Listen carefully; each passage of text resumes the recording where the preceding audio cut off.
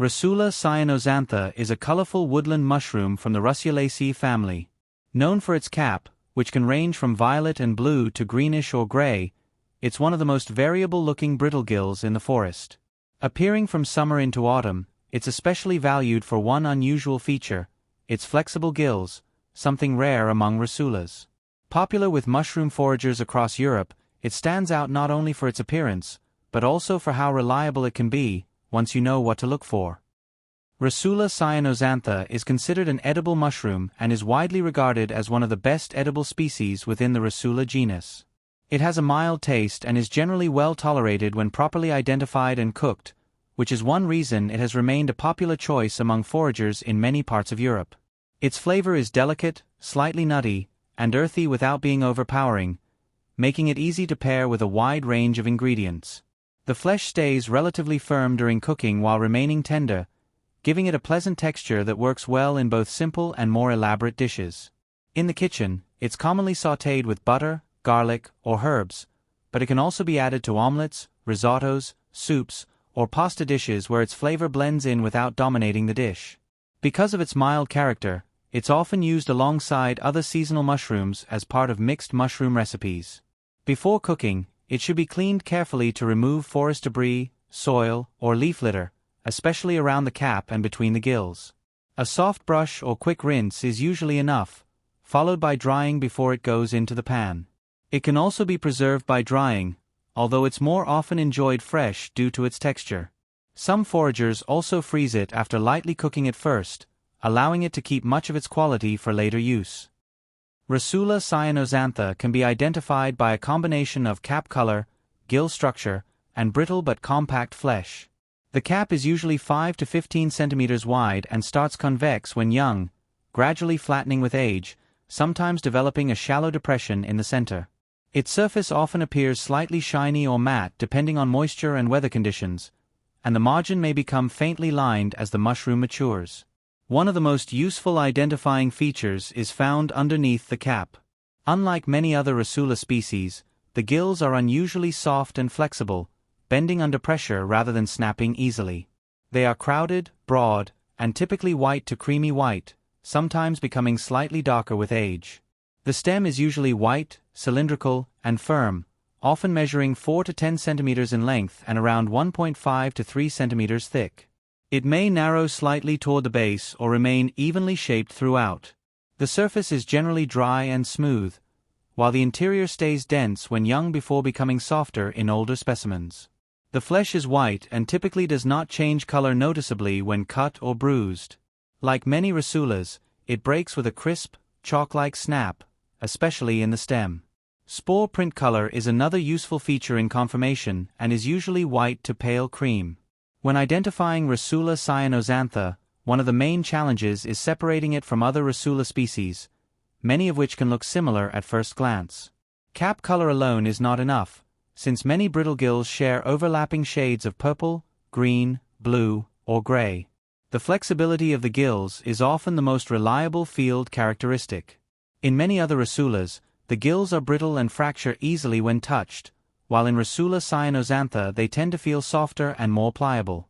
Its mild taste can also help distinguish it from some acrid or peppery Russulas, though tasting wild mushrooms should only be done cautiously by experienced foragers and never by swallowing. For reliable identification, the best approach is to look at the full combination of traits: variable cap coloration, white spore print, firm white stem, and especially the flexible gills. Russula cyanoxantha is most commonly found in deciduous and mixed woodlands, where it grows directly from the soil among fallen leaves, moss, and decomposing organic material. It is especially frequent in forests dominated by beech, oak, chestnut, and occasionally hornbeam, though it can also appear in mixed stands with conifers.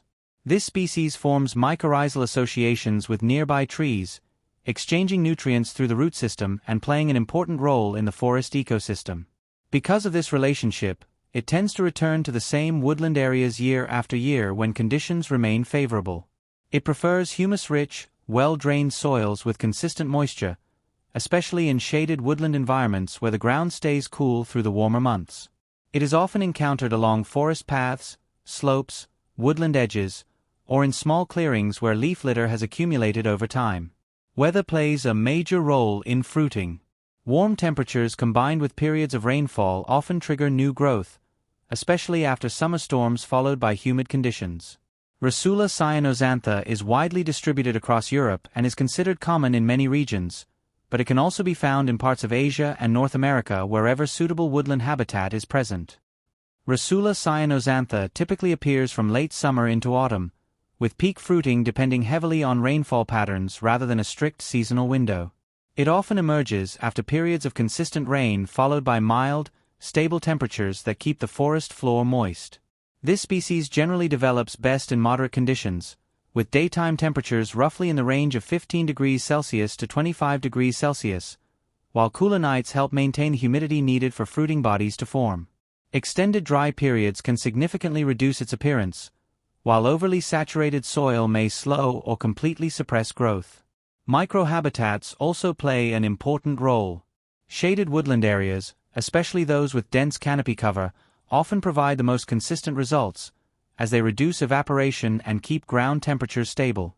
It can frequently be found in spots where humidity lingers longer after rainfall, such as gentle slopes, forest edges, and moss-covered ground. Russula cyanoxantha is regarded as one of the better edible wild mushrooms within its genus, offering a balanced nutritional profile typical of many forest fungi. It contains a moderate amount of protein, along with a range of B-complex vitamins that support normal energy metabolism and overall cellular function. These nutrients make it a useful seasonal addition to a varied diet, especially when sourced from natural woodland environments. In terms of minerals, it provides elements such as potassium, phosphorus, and smaller amounts of magnesium, all of which contribute to essential physiological processes in the body, including muscle and nerve function. Like most wild mushrooms, it is naturally low in fat and calories, which makes it a light food option that can be easily incorporated into different types of meals without significantly increasing energy intake. While it is not considered a highly concentrated nutritional source, its value comes from its combination of mild nutrition, pleasant texture, and versatility in culinary use. One of the most frequent mistakes when identifying Russula cyanoxantha is relying too heavily on cap color. Its shades can vary significantly between individuals, which often leads beginners to confuse it with several other closely related Russula species that share similar tones. Another common error is overlooking the structure of the gills. While Russulas are generally known for brittle gills, this species is an exception, and its softer, more flexible gills are one of the most important diagnostic traits. Misjudging this feature can easily lead to confusion with other lookalikes. Misinterpretation of texture is also a frequent issue. Some similar-looking Russulas have much more fragile flesh that breaks easily, while Russula cyanoxantha has a noticeably more elastic and stable structure when handled. Failing to compare this difference can result in incorrect identification in the field. Another mistake is assuming all mild-tasting Russulas are safe or identical.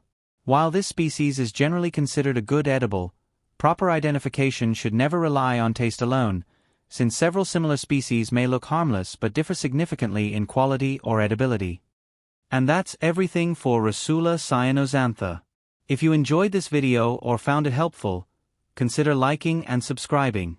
Every forest holds its own variety of stories, some easy to recognize, others that only reveal themselves with a closer look. Whatever we come across next, we'll take our time, observe carefully, and explore it together.